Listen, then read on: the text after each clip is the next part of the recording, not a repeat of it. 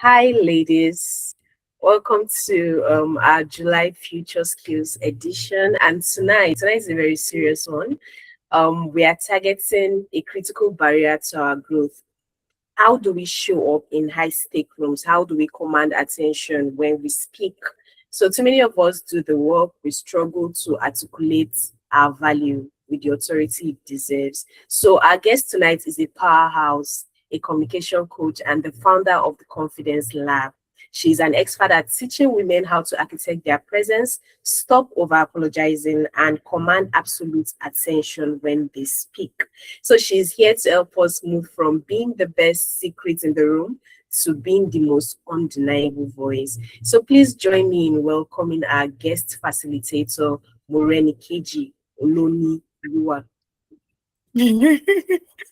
Good evening, Let's invite ladies. That's a great her, attempt at my name, Morenikeji Olonilua. It's okay. Olonilua. Yeah. Yes, it's okay. I get that a whole lot. Good evening, ladies. I'm excited to be here. I consider it an honor to sit before brilliant minds like yours, and many more will be joining us in the room this evening. She has introduced me, so let me not go ahead and go over it again. I'm a woman who likes to hold the hands of other women to show up in rooms that were meant for us, but for some reasons we like to hide away from. So I like to drag women with me and be like, we can do this. Let's go, let's go, let's go. So I do that through different channels. I do that by designing content that enhance and empowers women from the mind. Because if you're going to be an executive, if you're going to be a great communications person, it starts from the mind. So I target the mind, what women are able to consume, what they see online. I share practical tips. I host the Confidence Lab. That way we bring women into the room and we diagnose from the word laboratory. We want to diagnose what are the real issues. Why are women not, showing up confidently? Why do women still think they cannot own a room that is obviously waiting for them to birth something big? I see a man amongst us. You're welcome. Lovely. So that is what I do, primarily speaking. And I will get into the conversation right away. All right. When I got the topic from Ebon, and it is about mastering persuasion in boardrooms. And I sat down with myself and I was thinking to myself, persuasion in boardrooms. What do you think when you hear the word boardroom? What comes to the mind? And many times, the first thing that came to my mind was a picture of, I love Tara Drotway, for instance. I look up to Tara. I look up to Jumoke Adunowo. I look up to, there's several women that I look up to, and I'm thinking they are seated and I'm having to present an idea that I have, and they'll have to dissect it and judge me and all of that. And cold spine went down my, cold shiver went down my spine. But I quickly remember that boardroom means different thing to us. And our boardroom is at different levels, right? So I'm going to shift our attention away from that one big room, because that's a mistake that a lot of us make when we're setting targets and preparing ourselves for a big day. We forget that every small step, every daily habit is what actually prepares you for that one big day that you are trusting God and believing God for. So I, for instance, who is looking forward to sitting down with a Tara Drotway and telling her about some of the things that I've been working on. I'm looking to collaborate with her. My daily interactions with people that work directly with me, under me, is what will build me up for that very day. So if I do not begin to prepare and practice before that day will come, when life allows it to happen, there's a high chance that when that day happens, I will goof. And then I go back to the drawing board. I'm feeling perplexed. I'm feeling downcasted. I'm feeling like I'm not enough. So I'm going to take us to the basics, right? You want to master persuasion in a boardroom. It starts with you. Did you catch that? It starts with you. It doesn't start with the people in that room. It starts with you. Okay, don't send. Now, what's the one thing that you must do? Oh dear, am I still in the room? Please kindly confirm if I'm still in the room. I feel like my laptop is... Yes, you are still with us. Okay, awesome. Thank you. It starts with you. And I'll say this to open this conversation. Who belongs in the boardroom, for instance? The thought leader, somebody who brings insights, not just opinion, a goal-getter, somebody who drives the room towards outcomes, the pace setter, somebody who sets tempo and tone of the room, the agenda definer, somebody who shapes what gets talked about and not just respond to it. So for a woman who is looking to build an executive presence, her mindset needs to focus on herself first. Do you consider yourself as a thought leader? Are you a goal-getter? Are you a pace setter? Are you an agenda definer? So before you go and attack the room, you're thinking of, the room. You need to sit down with yourself, which brings us to the framework. I will give us the framework for this. Number one thing is self-awareness. Self-awareness. Know your present season. A lot of women, and this is a community for women, so permit me to be that biased. Life happens to us, and it's just the way we're designed. I was talking to a friend yesterday, and she was at work. She's a go-getter. She's a Texas. She's brilliant. But I called her, and she's like, I'm at work, but I'm feeling low. I'm not able to, meet up with my task for today. Why? She's on her period. Although she's brilliant, but that thing that happens to us every month is a major determinant factor as to how we would deliver. So what that brings me to my point for today's meeting. When was the last time as a woman you sat down with yourself to get in touch with yourself, your present self? Because you show up at work every day, you show up at meetings every day, you show up for your task every day. Days are passing by, weeks are passing by, months are passing by. God help you if you are married and you have children that are also in the picture. Something is happening within you. And if you do not take out time from time to time to be aware of where you are at mentally per season, you're having a disconnect with yourself already. So from time to time, everyone who wants to be an executive needs to take out time for themselves to be self-aware. If you study the life of women who are at the top level of their career, executive women, you will hear them say, oh, I have a window for retreat where I excuse myself from the work and I go to a quiet place. I reorganize for the year. I re-strategize for the year. I follow DDK a lot.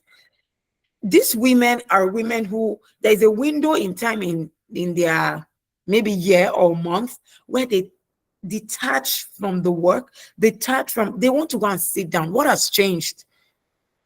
What do I need to that's where you begin to realize, okay, what do I need to work on? In the past 6 months of my career and my delivery, what am I missing out on? What have people been highlighting to me to work on? What am I doing best? That is the space where you begin to understand, okay, these are my strengths. I've moved past this. I am now better here. I need to work on this. I need to highlight this. Self-awareness is a major thing that you must prioritize when you want to command executive presence. Because you yourself, you are a pace setter. You are to carry a room. But how do you carry a room when you yourself cannot carry yourself? Do you see that? So it's important that we as women who are building confidence, who are building executive presence, who want to lead a room, you are self-aware. Confidence isn't static, it is seasonal. And we women, we evolve. We evolve. The you who used to be with your parents is different from the you who now works a 9 to 5. And God help you get promoted at work. You're now leading a team. That's a different version of you. You get to you change. Life is seasonal. So at every point in time, you need to map out a strategy to keep in touch with yourself. Monthly, quarterly, yearly, however and whatever works for you. Believers will call it a retreat. They generally, people call it retreats, right? So you need to stay in touch with yourself. Now, this shifts how you communicate and how you show up. Staying in touch with yourself lets you identify your strengths and what you need to work on. It gives you the security to stand in a room, because when I'm aware of my weaknesses, you don't need to point it out to me. I already know. So when I show up in a room, I know that, okay, this place, this angle, I'm not very good at it. So I will manage myself here. But many of us allow things to happen to us on the spot because we're not self-aware. It's time to become self-aware. Number 2 thing that you must do when you want to begin to have executive presence in room is preparedness. And usually you will say, okay, I have a meeting, I've done my homework, I know the data, I have my presentation slides, I know this. But what you need to know is your preparedness needs to go beyond just that activity in that room.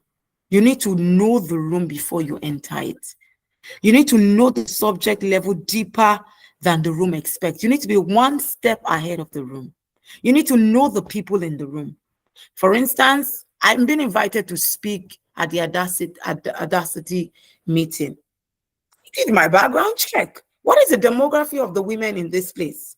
What are the women looking to see? They are career women.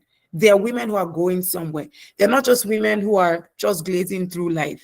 They're women who have targets. You do your background check. You have a meeting in your office. They're saying, come and present. Do your mapping strategy. Know the people who will be in the room. Create scenarios in your head. If I wing the conversation this way, my boss is likely to shift it this way to counter. My colleagues might ask questions from this. You see, you are one step ahead of the room. They would say that life is like a play, and every one of us, we are either actors or actresses. So the people who own their role are the people who are controlling the narrative, while some people will stand by and let the day just happen to them. Place scenarios in your head. If I enter it sounds crazy. You can think like, if I enter the room and then the glass cup just falls while we're at the meeting, what do? I'm talking in the room and then the microphone goes up. What do? Or my boss looks at me and say, this is a terrible idea. How do I respond to that? Create scenarios in your head. It helps you to be one step ahead of the room. Build a mental picture of the room before you walk in. Know the stakes. What are the pressure points? What is my boss looking out for in this meeting? What do they want to get? Why are we doing this meeting? Who and who will be there? What suits the tone of the room? For instance, you're being invited to come and do something. What will the room look like? Is it warm? Is it very corporate? Can I dress? So preparedness goes, it's bigger than just the mathematics of the work. Many people are very brilliant. Many people are so brilliant that when you give them a topic, they've done their research, they've done their slides, pa, pa, pa, pa, pa, pa, pa. But when you are in a room, to own that room is bigger than just knowing Olu is a girl, Ade is a... You have to understand what the room wants from you, from your dressing. You need to begin to think of how I will look before the people that I will stand. It's important. You don't just pick a dress on a Monday as you are going out, and that's when, okay, let me take it. You plan. What executive women do. I was reading Otedola's book, his most recent book, and there was a page in that book where he shared that his clothes for the week has been arranged at that level. That's what they do. They are very intentional about everything. They don't just show up down to what they would look like. It's very important. Preparedness beyond the work. You are brilliant. You have drafted your strategy. You know the plan, good spoken English, but that is not enough when it comes to preparing to present yourself as an executive. So you need to be one step ahead of the room, map out scenarios in your head. That helps you to create plans and how you will manage it. Build a mental picture of the room before you walk into it. For somebody like me who hosts events, When I do a background conversation with my client, but this is what I do. If my event is 8 o'clock, I get there 1 hour before. I want to understand the layout of that room. I have checked the guest list. I know, okay, this is the person who is coming. I'm checking in with them. How do I pronounce this name? Who is this person? I've done background checks on and thank God for social media. It helps you to know people even before you meet them.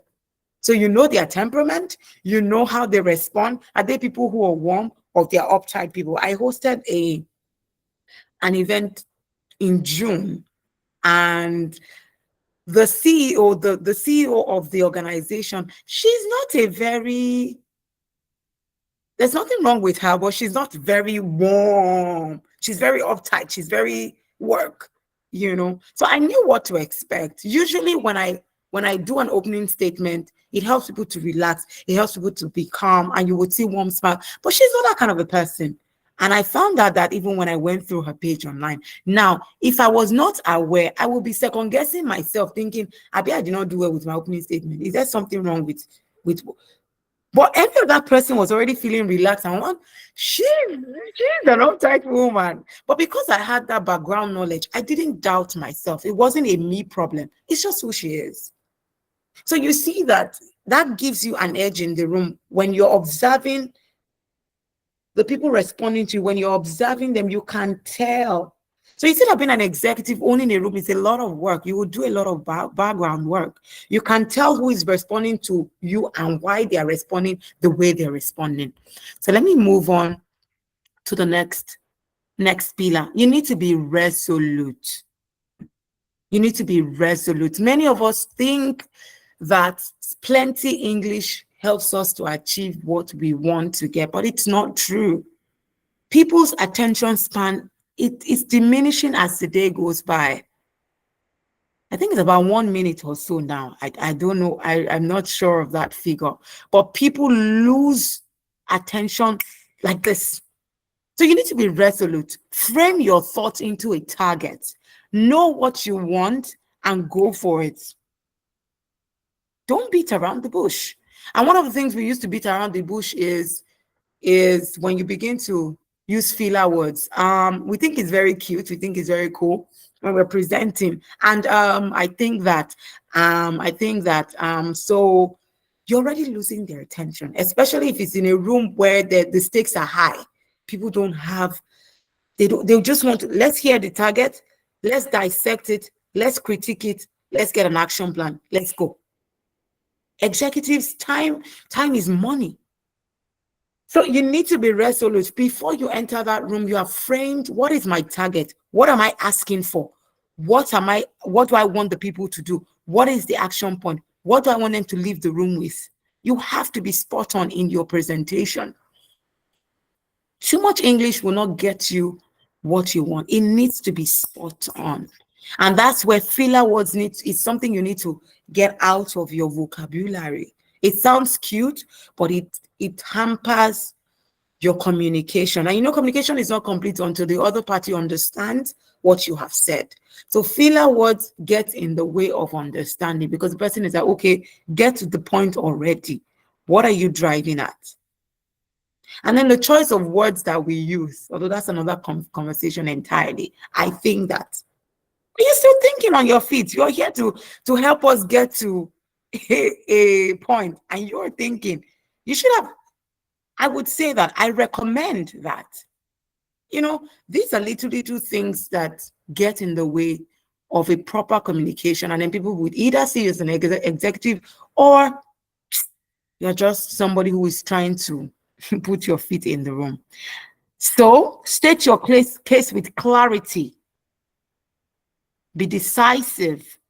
Help the room to arrive at the why, the what, and the when.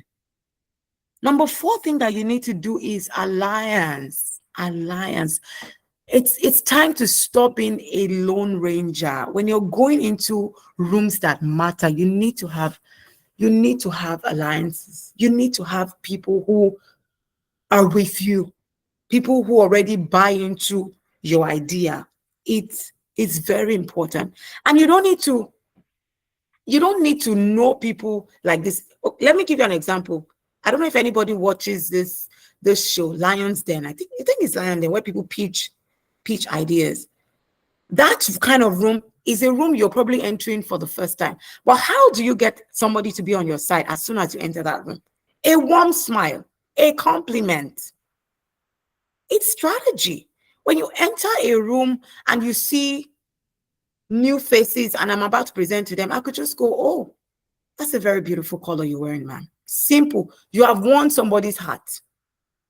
You have pressed a button. So the way the person will respond to you is different from somebody who is meeting you for the very first time. So I'm saying it's either you're building healthy relationships across vertically and horizontally. Many of us in our offices, for some people will say, oh, I only make friends with people above me. But it's important that you have people above you, people on your level and people beneath you. Build alliance. You need alliances when you're trying to build an executive presence. What is the beauty in being an executive who enters the room and nobody buys into what you're thinking? Or as soon as you enter the room, everybody's, this person is here again. Community fuels confidence. If you do not know it today. Being a lone ranger it might be cute, but it's not a strategy that will keep you in the room for long. For long. Everyone is looking out for a community. Everyone is looking out for alliances, and it will help you in an executive room. Just a nod from somebody while you're presenting your idea can convince 2 other people, even though at the beginning they didn't quite agree with you.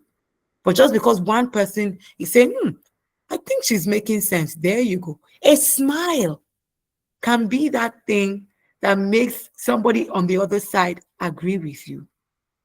Or maybe not agree with you, want to think, to follow you. Okay, let me see where this lady is going with this idea. A smile can go a long way. So when you enter a room and you want to own the room, get the people on your side. And I'm not even talking, what do you call it now? Trying to over compliment or trying to be too much. People can be a little too much when you're necessary. No, there's a strategic way of getting people to see you, acknowledge you, even before they meet you. 2 things that I use: smile and confidence. Your cheat code. Compliment, I beg your pardon. A warm smile. You enter a room and your face is stiff because you have stiffened the environment already. But a smile warms the heart. Even the Bible recommends it. Soft word, it melts the heart. Your boss is seated, you have a meeting that morning, and then you meet him on your way in. Oh, sir, you're wearing a very lovely shoe today. You have dropped a seed ahead of the meeting that you are going to meet him. When he sees you, remember the compliment about his shoe or that big smile that he gave him. So these are strategies that people use when they want to command a room, especially if you're looking to scale as an executive. So alliance, you can no longer be a lone ranger in rooms that you're looking to be an executive in. Healthy relationship in room can be a great confidence booster, and credibility compounds when others can affirm what you are saying. Out of the mouth of 2 or 3 witnesses, the truth is established. The Bible states that clearly. So you need alliances. Number 5, which is the last one, is call to action. After you have spoken your English language, you have presented, what is the line of action? What do you want the room to do? An executive personality or person does not leave the people hanging. In fact, the reason why they consider you an executive is because you are showing us a roadmap. So what is the action line after that conversation? What do you want to get the people to do? Where are you taking us to? So when you're designing your prompt, when you're designing your conversation, when you're designing where you want to find yourself, you need to always have at the back of your mind, what's the end goal? What is my ask? What am I asking the room to do? What am I asking the person to do? And that keeps you in check. The room trusts you to lead it to action. Every meeting exists to move people from point A to point B. And your job is to name that line explicitly, not leave it implied. The way we close statement, for instance. So I think that I think that with these numbers, I think that we can take on this other company. No, that's not convincing enough. You have to hit it on the head. With these numbers, I'm confident that we can take it from here. When we do X, Y, Z, Z, Z, Z, Z, we can use this X, Y, Z, Z strategy. And that's how we get these people to be on board. And that's how we get so company to buy into us. That's what you do. So those are my key framework for you this evening. I'm going to run through it again. Number 1, self-awareness. Number 2, how prepared are you? Number 3, be resolute. Know what you want. Number 4, get alliance in that room, on the spot, on the go. Number 5, lead the room to a call to action. Now, let me now wing it this way. When you think of a board meeting, a boardroom, like I started with, executive presence, executive meeting, you're thinking big, but I want you to look at it as your day-to-day interaction, your day-to-day task, your day-to-day creativity, your day-to-day, again, interaction. When you're leaving your house on a Monday and you're going to your office, whether it's a team of 5, it's a team of 4, what you practice with these people is what determines if you're building an executive presence. I don't know if you belong to a team where you know that there's one person on our team, once she brings up an idea, everybody will follow. Some people have learned the art of making people, they can make people do their bidding within a team. They might not even be the team leader, but it's a skill that you must learn. And on the day when you have an opportunity to be in that big boardroom, you will kill it because you've practiced it every single day. Now, here are a few tips that you can use. This is a toolkit, and I'm sharing this because one of the things that you must expect while you're building an executive presence in a room is pushback. No, don't let it catch you unaware. Never get into that web of everybody will like me, everybody will love my presentation. No matter how wonderful, prepared you are, expect pushback. It's part of preparedness. It's part of self-awareness. It's part of the strategy. Expect pushback. But one thing that you need to hold on to is that when you get pushback, uncomfortable moments like this are an opportunity to collaborate. Never view it as a threat, or don't be defensive. What do? You use curiosity to build alliance in the room. When somebody say, Modupe, I don't think this your line of thought, I don't think this idea will work because of X, Z, Z, Z, Z, Z. Modupe is likely to be like, but ma, I think that, no. Here are the toolkit that you should employ. Posture. Number 1 is posture. How are you standing? These are some of the things that we did at the Confidence Lab, and it gave us opportunity to really practice, because now you will practice posture. When you're standing before people, are you the kind that slouches? Your body language, before you speak, your body is speaking volume. How are you standing? Like this? One leg out? Everybody. You stand as though you know you are here because you need to be here. The room needs you to be here. There's a way you stand when you own something, and there's a way you stand when you're squatting and you're on your way out. So posture. Tip 1, practice posture in the house. Randomly stand before your mirror and practice posture. Randomly set up your camera from time to time. Sit down before it and talk to your camera. Talk to your camera as though you're presenting before somebody that you look up to. Practice it. I would say that it's a world of content creation, and a lot of people are getting really bolder and bolder by the day because people use their camera a lot. It's not just for content creators. You as a professional, practice, use. And so these are the activities that you can also do during your me time when you're trying to get to know yourself. Just sit down before your mirror, sit down before your camera, practice posture, practice speech band, talk, pause it, play it, and look at it again. You will notice some things. Why is my mouth like this? Why am I not able to look into the camera for 5 minutes? At the last Confidence Lab that we practiced something. We asked every of the women to pick a mirror and stare at themselves for 5 minutes. Did you know that a lot of women could not do it? 5 minutes. If I ask you, well, I don't know if you have a mirror close to you, but we don't have that luxury of time, but I dare you to try it after now.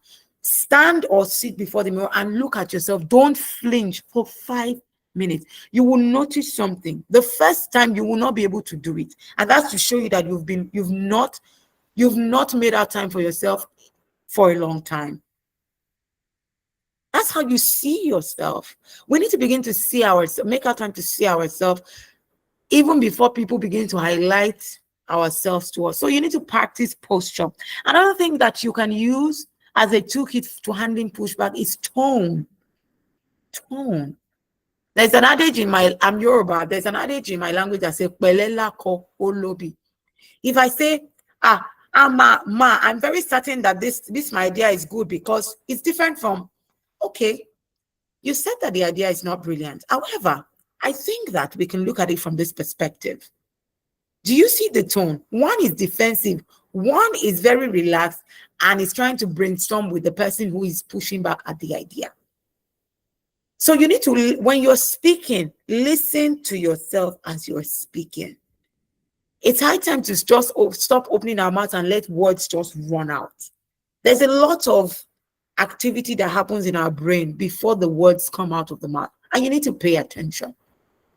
You need to pay attention. Listen to yourself when you speak. It tells you when to slow down, when to lay emphasis on what matters the most. An executive, I don't know if you've watched videos of maybe a Tony Elumelu, for instance. You can see the tone. It's usually from a posture of someone who is relaxed. I'm not in a hurry to, there's this thing that is trending on Instagram now. Me sitting down for Netflix to document my story. I don't know if some of us are very conversant with what's happening online. And I was thinking to myself, oh, if Netflix actually want to interview me, I've watched interview Aman Paul. I follow Aman Paul. When they're talking, there is a relaxed tone. It gives you executive presence. Calm. And you can't build this all of a sudden. It takes practice. Once again, you need to sit down with yourself and practice and practice and practice. Another thing that you will need to employ is the pause. Pause is very powerful. It's very powerful, and it's a wonderful way to control the room because people they're anticipating for what you're going to say next. Their mind is following you. Many times you want to just dish your idea. Any question for me? No, you're not owning the room that way. The power of pause. So when I think of a meeting, say I'm hosting, my own way of commanding the room many times is I host executive meetings, and I'm doing my welcome speech, and I say, I want to welcome everybody to the France-Nigeria Agribusiness Summit. That was the last one I did, by the way. And permit me to say to you all, good morning, bonjour, I hope that you're well, and I'm happy to have you. I pause. And then straight on the agenda today, we will be looking at X, Y, Z, Z, Z, Z. I pause. It gives people an opportunity to follow your thoughts. And they will believe you. A friend of mine was talking to me and she said, I don't know how you people do it, but sometimes one day I went for a meeting and this guy was just speaking to us. He was so calm and so collected. And it was when I got home, I replayed the video and I realized, no, I didn't quite agree with this. No, this data is not correct. But on the spot, everybody ate it as though the guy knew what he was saying. Why? Because he controlled the mind of the people. It took her to get back home and do fact check. And then she realized, this guy bamboozled us. Jesus, we bought it. And a lot of salesperson, a lot of people that they will say fake it till you make it. These are skills that they learn. I talk more of you who know what you're doing. You have your data, you have your fact, you are authentic. Deploy this skill and let it balance out the room for you. Please, please, it's very, very important. The power of pause controls the energy in the room. It gives people time to digest and reflect and make your audience feel like a stakeholder in the conversation. One of the things that let people agree with you or think through with you is when you let them feel like you matter in this conversation.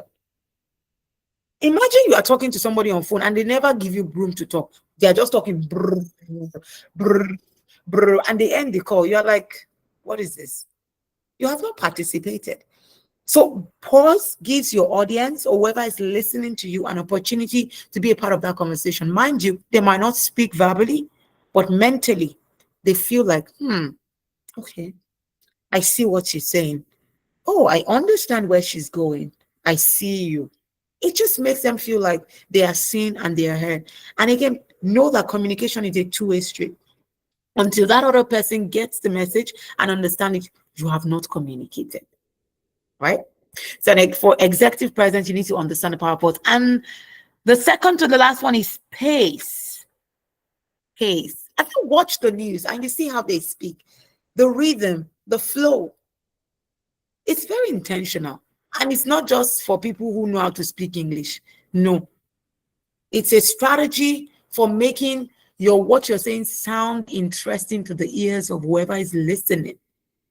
So when you have time this evening, just watch the news and understand the flow, the rise and fall in. It makes whoever is listening to you to. Have you ever walked into a room and somebody just picked the microphone and you have to go, bah! Even you are irritated and disgusted, and that idea might be brilliant, but because the rhythm is not great, your ears are turned off. So you need to understand pace. Clarity lives in the rhythm. How fast you speak or how slow you speak determines how much your point will actually land. When I started out my career as a radio personality, what they will call OAP, but I call myself a broadcast journalist. And I did that in Lagos. And I've listened to a lot of OAPs in Lagos. They're usually fast-paced. You're welcome to Lagos. Now on the drive time show, I thought it was a good thing. So when I started out my radio career, I would also, and then one day, the head of news department said, okay, Renny is what I go by for my stage name, Renny Mo, would like to draft you into the news department. And I said, oh, really? That'd be great. And then they gave me new script. And then I went in there and I'm like, well, the Oyo State government have said that. They took me off the news for a few months. Why? Because I needed to understand that now I'm not just entertaining people, I'm communicating to people. And that fast pace will not help communication. People can get entertained, but the goal of a news is to help people retain, to know what's going on, to be knowledgeable, which is the goal of an executive conversation. People don't just show up in executive meetings because they want to while away time. Even when they are dining, it is strategy. When they set the table and invite themselves to dinner and say we're having cocktail, business deals are being closed there. So for every time you see executives gather, it's for a purpose. So it's important for you to know how to pace your flow of thoughts.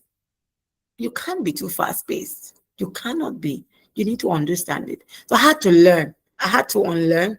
And then from news desk, I moved into creating my own show for women. I called it the GLW Community Show. So I had to now learn. Then I left the entertainment space because I'm like, nah, this is not for me. And then from there on, I built my career and where I am right now. And the last thing that you need to do is active listening. The mark of a confident executive is taking feedback and responding from empathy, not defensiveness. And this is what lets you handle counter opinions well. Active listening. I'll tell you something. As we're having this meeting, for the few of us who are showing their faces in the video, your facial expression is telling me whether you're listening to me, whether you're following me, or whether you have zoned out. So active listening is as I'm communicating with you, I'm getting feedback from you, whether verbally or non-verbally. So you need to understand body language. And truth is, we do. We just don't apply that knowledge to important conversation. For instance, when you get to the office and a colleague that you used to laugh with, you greet the person and then person, I mean, you already know, okay, something is off here. But you get into executive conversation with your boss and you are not able to decipher if my boss is following my conversation. You need to. You need to be able to read eyes. The eyes communicate. The lips communicate. Hand gestures, they communicate. So active listening while you are speaking, while you are presenting, you're understanding, you're reading the room. For the job that I do, what we use is icebreakers. So the moment we realize that our audience is not following, they're tired, they feel like there's too much information overload, we just break the room. You can ask the people, okay, can we just pause for a minute, take deep breath? All right, let's continue the conversation. When you are hosting or leading, even in an executive meeting, you have the power to control the room. You're scared. If I ask them to do this, will they? Yes, they will. When people sit down to listen to you, they have given you that authority. Use it for your own good, of course, with the room in mind. I've had to host meetings where my last meeting, the consul general was there for the French embassy, and it's quite high level. I'm not sure. In my head, I'm like, he's not a regular African person where you have to understand. And I'm like, okay. So one of the major things that I did when the room was a little bit stiff and cold, I just asked them to smile at each other. Just give the person sitting next to you a warm smile. I can't ask a consul general to stand up and jump, if you get my point. So if I was hosting a youthful gathering, I can tell them, I want you to go from the front to the back and go and shake 5 persons at the back. Do you see that? So you will know what works for your room. And once you know what works, don't be scared, explore it. He gave a warm smile, and the person seated next to him was a professor from the Lagos Business School. She was the keynote speaker, Professor Davis. Because it's a demure kind of setting, use calmness. Just what I'm saying in essence is know your room and give it what it takes. So I'll wrap up my thoughts by telling you this. While you're waiting to prepare for your boardroom big break, every single day counts. So every single day, practice self-awareness, practice preparedness, practice and get alliance in the room, practice active listening, practice space, practice pause, practice tone, practice posture. And when that day comes, trust me, you'll be ready. Somebody once shared a scenario and said, if you find yourself in an elevator with Dangote for just 5 minutes, what will you do? Starstruck or pitch yourself? So this is where I will leave it and I'll take questions. Thank you so much for listening to me. Oh my God, that was amazing. I felt Thank like you. I went through a master class without paying for anything, and I was just taking note and I was just jotting down, jotting down, jotting down. In Thank fact, you one of so the things, yeah, thank you, Renny. One of the things that really, really stood out for me, everything stood out for me, let me not lie, especially when you started with it starts with you. Because Yeah. personally, when I'm invited to speak for events and everything, in my head, I'm already visualizing the room. I'm visualizing exactly what I have to say, the moments, what will be a blockbuster to these people. And I would Yeah. just like to give one particular example because it felt like something outside of me happened. Now let me just take it quick. So I don't know if we all know WeTech. They're a popular women in tech organization in Nigeria. They help women in tech and everything. So I think during the Women Month, I think that was March or April, they invited me for to speak at a secondary school in VI. I'm trying to remember the secondary, but it was a girls only secondary school. And then distinctly, I've already prepared my speech. prospective questions. I was already anticipating the questions these girls will ask me.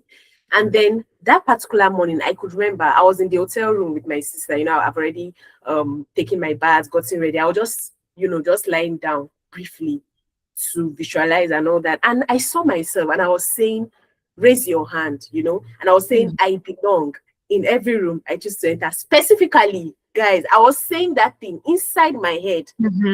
Before then, there was no thought of that.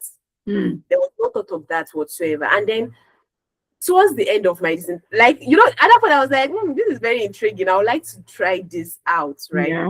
So towards the end of my talk with these girls, and I was like, oh yeah, somebody should join me. That was literally the highlights of everything. And I was like, oh my God. So since then, I don't take that for granted anymore.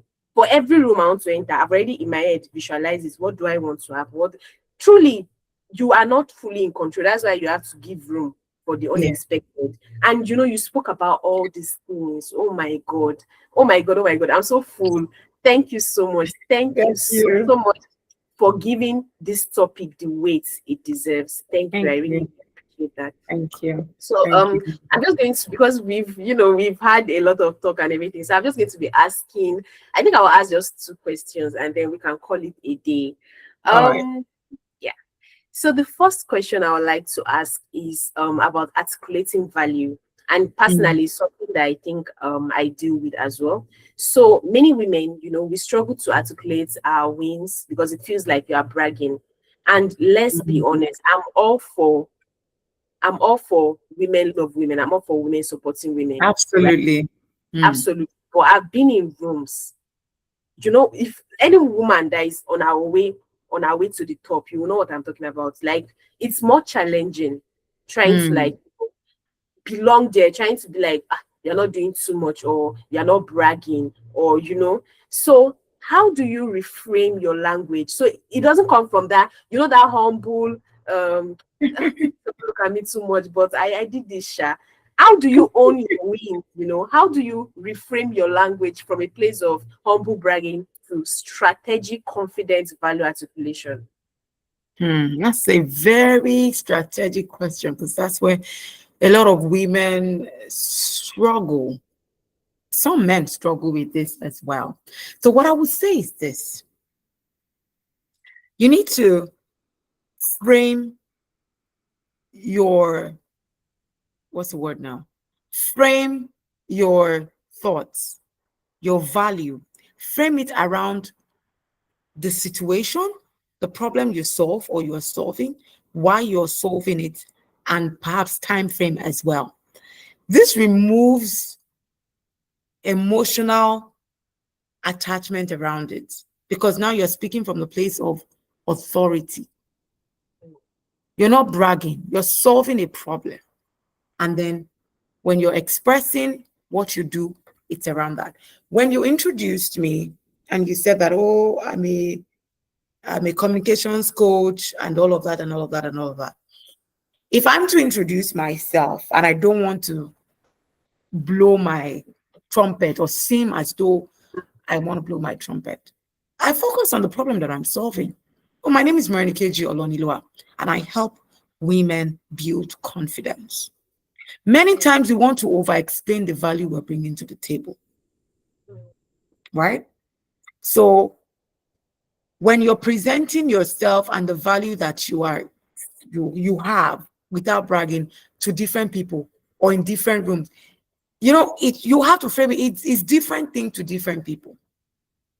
I am a girl child advocate.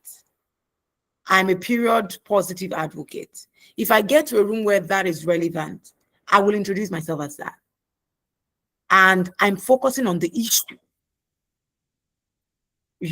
and I'm not over explaining.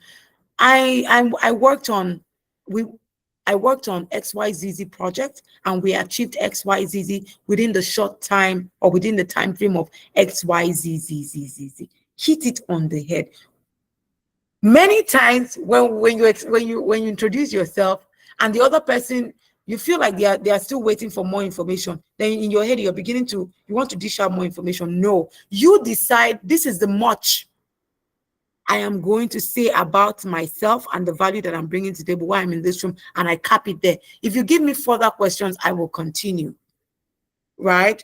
So many times women over explain their value, and then it comes off as either you're not confident enough or you are bragging. Did you know that I also did this? Mbano, did not ask you.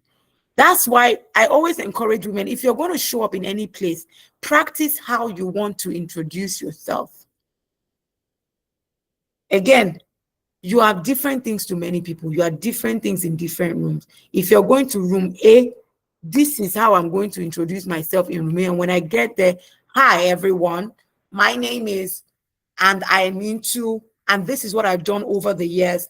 In 5 years, I've organized seminars. I've organized period poverty trainings, to women and girls across 5 communities in Plateau State, period. And then if somebody wants to know more, wait for them to ask the questions. Wait for them to ask the question. Many times we get carried away and we don't have a concise idea of what we want to say. And that's what differentiates an executive from a regular person.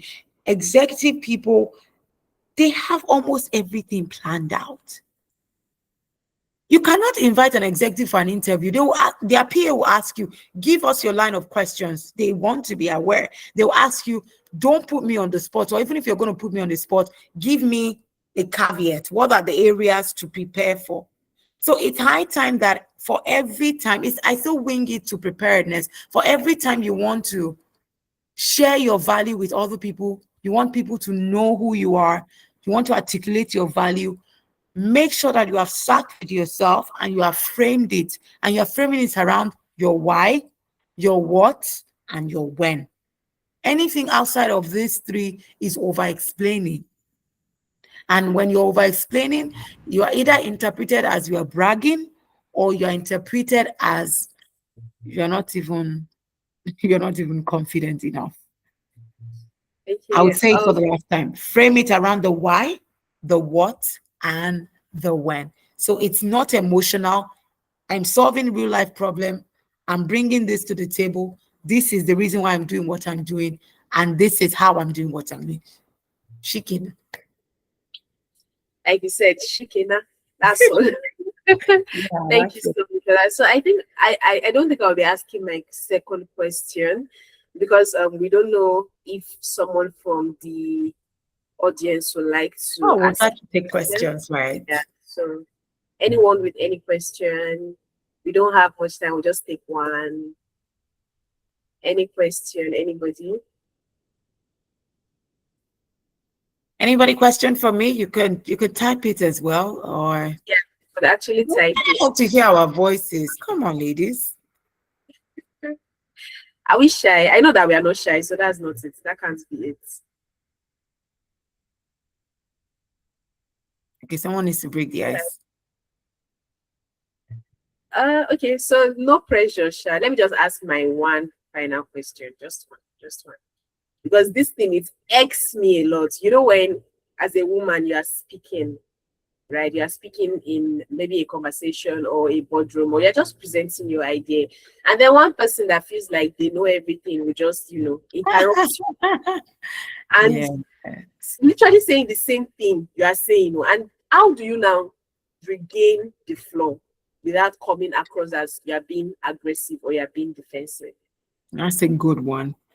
That's a good one. And I'll answer it in two ways, right? When I mention posture, when I mention pause, when I mention tone, those are the tools that you need to deploy here. So when somebody throws you off balance, it shows in the way you are standing. It will show immediately, but you can also pick yourself back up. What you see, I don't know if anybody has seen, what's this movie, Annalise Kitty? What's that movie that she did on Netflix? What's that series? How to Get Away with Murder. Yes, thank you.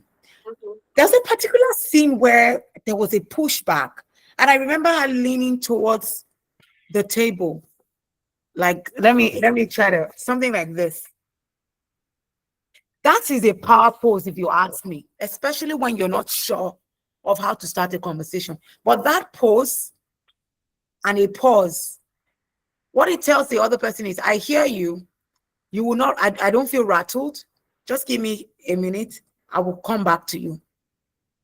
As against, you just fall back, your shoulder drops, your face, because that's what everyone is looking at in the room. Pose is what you employ in that minute. Find a pose, a posture that keeps you in charge of the room. I just described one. And then you pause. And then you throw back a question at them. That way, you have presented yourself as though, I hear you. Now, I'm not going to be defensive. Let's collaborate. You don't think my idea is good.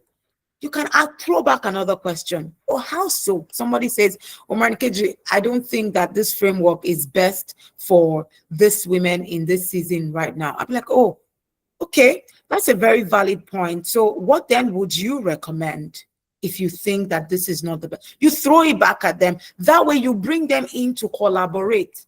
If they are not confident enough, they will shake up at that time. They cannot be like, I was just thinking, and then you will catch them. You're just trying to poke into my idea, not necessarily because you have something. So bait them inside that conversation as a collaborator. So they will either hands off, or if they are very heady, they will bring their idea, and then you can now weave it together. So if the persons, for instance, say, oh, well, I was just thinking that we can, like, well, maybe you need to go back to the drawing board and then look at it again. Maybe you need to look over the slide again. Perhaps you can understand the idea I'm trying to share, where I'm trying to go. Or they'll be like, okay, I think that we should do this instead. I'm like, okay, that's great. If I can get extra 2 hours to bring that idea into my, so you're still in charge. They are now a collaborator, and you're not being seen as a weak or defensive person. Because if you go, why would you say that? You have lost the room. You have lost the room, and your score, your dashboard, red alert. I hope that answers that. So just bring them in to collaborate with you. Keep your posture, keep your tone balanced, relaxed. You are not fighting for a territory. You are an agenda definer. And the reason why you got opportunity to be in that room is because that room believes that you're the right person to stand before them and use that as your launching pad. Oh, Miriam wants to talk. All right. Miriam, let's have you. Hi, good evening, everyone. Thank you very much, Renny. I think you did Maria? just to this topic so much. I'm so sorry for just raising up my hand. The question just came to me. So okay. My question would be, the phase I would love you to help address is, at the point before you actually go into the boardroom, that is when the butterflies are the tightest, and that point can literally break or make your entrance. And entrance is so powerful. How you start. Yeah, I want you to if you can help us with tips, because I know online you see a lot of do breathing exercises or do some affirmation, but those things don't work for me at all. It does not work, and I would just love to know if there are tips that we could use to undo that stage before making your first entrance, to be able to come really strong in the room. All right, thank you very much, Mariam, for pointing that out. That's something to actually look at. So what I would say is, those tips that you see on like breathing exercise, they work. Now, I don't know why they don't work for you, but this is what I would recommend that you do. Practicing that moment before your camera, before your mirror is very important. It's very important. It's very important. It gives you some sort of stability. When you're stepping into an unknown situation, you're likely to fidget. But when you have practiced over and over and over again, it gives you a sense of security, because your mental faculty is a little bit familiar with the activity you're about to engage in. What I do, and I still did it the last time. So I moderated the panel session, and then I was to come back to finish the closeout. But something happened during the panel session. It was a little bit awkward, So I went into the restroom. I looked at myself in the mirror and I screamed. I screamed in the toilet, in the restroom. Other times I remove my feet from my heels. I let my feet touch the floor. I can jump. It's a way of releasing tension. Because to be honest with you, I have done event hosting and confidence conversation for 7 years and counting. But I'm still human. I still have that tightness inside of me sometimes. So what I do is I go and face it. I look at myself in the mirror and I scream it out. So you who breathing exercise is not working for you, practice before you get to that place. In fact, if you're familiar with the environment, for instance, if the meeting is happening in your office, from time to time, when nobody's looking, go into that boardroom and practice walking into it when nobody's looking and talk as though you're already there. You'll be shocked at what mentally you're getting familiar with that space. The tension reduces because your mind tells you, okay, I've been here before. I've seen this before. I'm familiar with this. Practice it when no one is looking. If you're confident enough and you trust your work community, you can practice while they are watching. But those are one of the tips that I tell people. Community is the perfect place to practice confidence. So if you have a healthy relationship with the people who are around that space, you can tell them, we have a meeting in the office, say for Tuesday. I just want to practice how I will walk into that room and how I'm going to look at it. Practice it and let somebody observe you and tell you, the way you are walking yourself is already showing that you are tense. Other people use this. Is it a pressure ball? Softball. Some people, you will see them doing this. It's not out of place to do those things. I tell you, it is not out of place. And that breathing thing, it can also work. Just practice. You'll get used to it. And another last tip that I'll give you, make sure that your opening statement is here. Before you open your mouth, your opening statement has been registered. Maybe not verbatim, but your opening line of thought, you are aware of it. Because that's where you make your mark. You get their attention. So I hope, Marion, that I've answered your question. Thank you. I like the love emoji. Thank you. I'd like us to take one more question if you have the time. I see a gentleman amongst us. It would be great to hear you speak, Oseni Oluwadamilare. But of course, I leave it to you, Ebonlua. We are actually a bit over time. We're supposed to end at 8. But will our dear gentleman like to share something with us? Would you like to say a few words? Take that again. I was asking if you would like to take a few words. The gentleman in the list. Okay. I don't think yeah. All right. Okay, no wahala. Personally, for me today, I have a lot to chew on. I learned a lot. I learned community first, confidence. And personally, you are very right. Short or small gathering like this where you can come practice your speaking prowess, see how you are getting better and all that. They are very, very important. I learned to always expect pushback. Don't expect that everybody will agree with you.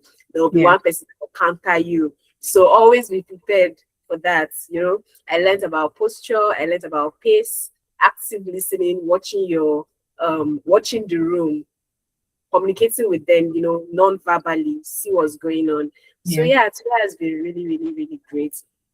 So thank you so much, Morenikeji, for sharing this with us. In fact, I'm really grateful. You spoke from your experience. You kept it real. Thank you very much. So to everybody else here, my key advice is please, let's put this into practice. The truth is there are a lot of personal development skills that will actually set you apart in rooms. And one of them is communicating. Very, very important. The way you communicate, your accent, your tone. I was talking to a friend recently and he was like, you this big babe with Yoruba accent. And I was laughing and I was like, it's for the character. But that thing got to me and I was like, what do you mean Yoruba accent? I do this. something I had to work on. Yeah. It might be something you will laugh at, but if you want to keep progressing, you keep getting better. So please, let's start practicing these things. Let's start putting it into action. So as usual, this recording, the replay will be proud Yoruba boy. Okay. As Nice usual, to meet you. okay, the replay will be available on our YouTube channel. Nice to meet you. Thank So if you. you are joining us for the first time, HERdacity is definitely the right place to be. You need to be in the room. You need to join us. We hold things like this, gathering like this monthly, and we pick pertinent topics to talk about. So you can visit theherdacity.com and just click on the join button, and you see the short form. It's a very short form. You put in your details, and you are in. So we encourage everyone to post about their biggest takeaways on LinkedIn or Instagram. And if it's X is your poison too, post about it. Tag their network. Tag Renny Mo. It's at Renny Mo. RENNNYMO. Yes, Yeah. 3 N's. Yeah, I had to find that out myself. So please follow Renny Mo, follow her for her updates. She shares very, very enlightening tips. So at this point, I don't know if I would say it saddens me or it excites me to say good night. I'm on a very, very high note. So at this point, I believe we've done justice to tonight's section. Let's enjoy our night. Let's have a very, very good time and prepare for next month's session as well. So bye, guys. Bye, Alice. Bye, Temitope. Bye, Marianne. Bye, Toluwalope. Bye, Modupe. Bye. Bye, everyone. Oseni Oluwadamilare. Bye-bye. Bye, everyone. Bye, everyone. Sorry for interrupting you. It's okay. We wanted to hear from you. Totally fine. Sorry, I didn't Bye-bye. know it was meant for you. Oh, It's no, okay. it's fine. It's all right. Okay, now. Very fine. Yeah. Bye, everyone. Thank you. Bye.